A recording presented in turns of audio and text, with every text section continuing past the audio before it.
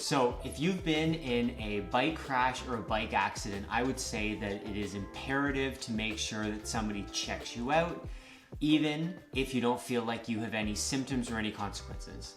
I'm Dr. Alex Ritza. I'm a corrective chiropractor in Toronto. I also do bike fittings as the cycling doc, and I am an avid cyclist who has crashed their bike many times and unfortunately was hit by a car last year, breaking my wrist and my collarbone. So I know very well, both on the personal and the professional end, what's involved in having a bike accident.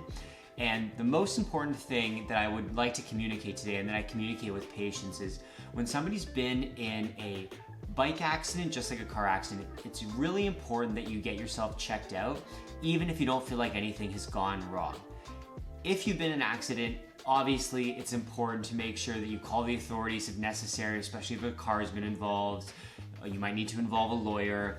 If you're worried that there's some sort of major trauma to the head, to your bones, a dislocation, a fracture, please go to the hospital. Please make sure that you get proper documentation. Please make sure you get those things ruled out.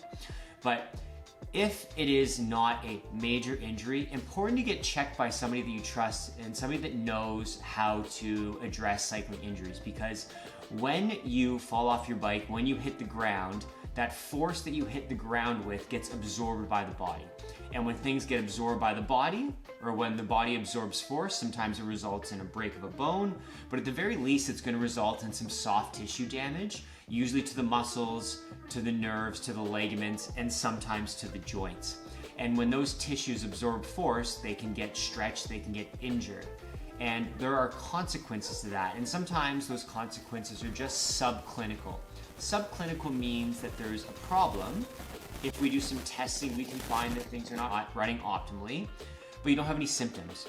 And so when you have a subclinical change, whether it is a joint strain or sprain or some sort of nerve dysfunction, that's like plaque accumulating up on your teeth. And if it keeps accumulating with other strain from, say, sitting at your desk, other sports injuries, having a bad night's sleep, it can result in a big enough problem where you feel a symptom or a problem.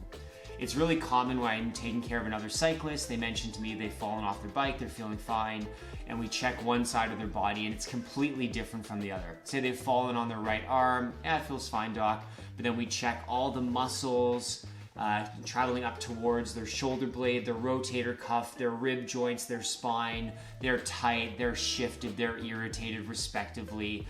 And when we're examining them, they go, man, I didn't even know that was going on.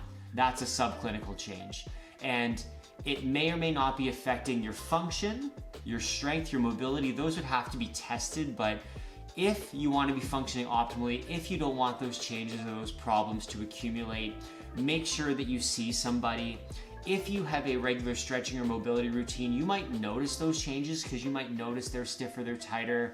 And if especially those changes don't go away, get it checked out.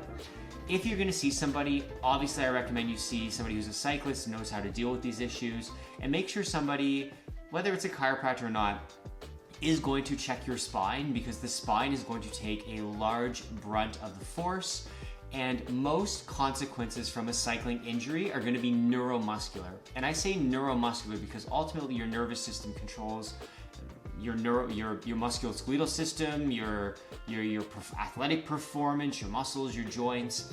And after my collarbone break, most of the pain and the symptoms, they weren't from the fracture itself, but from the incredible amount of spasm, of muscle tightening, of discomfort through the rotator cuff, through the muscles around the fracture that we're trying to protect the shoulder and to compensate. Now that's obviously on the most severe end, and I was doing acupuncture on myself or getting acupuncture daily to deal with these muscles that were almost literally like beef jerky.